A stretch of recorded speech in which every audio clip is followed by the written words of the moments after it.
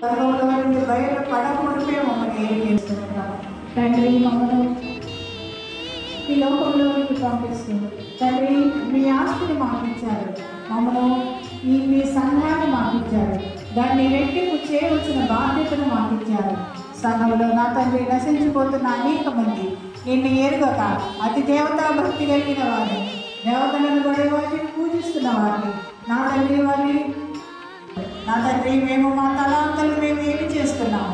మీరు మాకు ఇచ్చిన బాధ్యతను అనేకులు మీ సన్నిధికి నడిపించవలసిన మా బాధ్యతను విస్మరించి ప్రభా మేము కూడా సోమరమైన చెడ్డదాసుల్లాగా ఉన్నామేమో, పనికి మాలిన వాడ అనిపించుకుంటున్నామేమో ప్రభా.